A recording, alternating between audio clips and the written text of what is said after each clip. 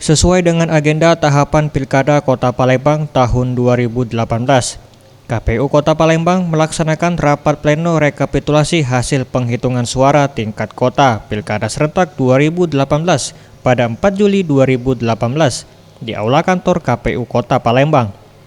Pada tahapan ini, kantor KPU Palembang di bawah penjagaan ketat kepolisian dan TNI. Ketua KPU Palembang Syarifudin mengatakan, tahapan rekapitulasi ini akan berlangsung 4 hingga 6 Juli 2018 dengan melakukan rekapitulasi hasil penghitungan dari Gubernur Sumsel terlebih dahulu dan dilanjutkan penghitungan suara untuk Wali Kota Palembang dengan berbekal hasil rekapitulasi dari PPK. Pada pleno kali ini dihadiri oleh para saksi dari paslon Gubernur Sumsel dan paslon Wali Kota Palembang. Namun disayangkan, banyak saksi yang meninggalkan pleno sebelum penghitungan rampung.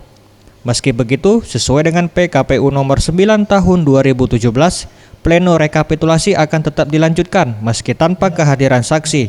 Mengingat KPU sudah memberikan undangan dan para saksi juga sempat hadir. Katanya tadi kabarnya ada saksi yang keluar gitu. Betul.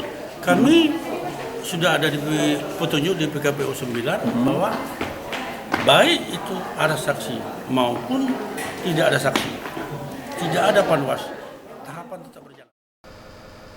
Hingga saat ini pleno rekapitulasi hasil penghitungan suara untuk gubernur masih terus dilakukan pihak KPU Palembang.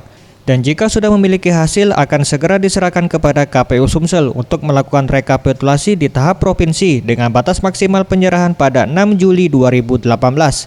Sementara untuk Pilwako akan segera dilakukan rekapitulasi penghitungan setelah rekapitulasi Pilgub selesai.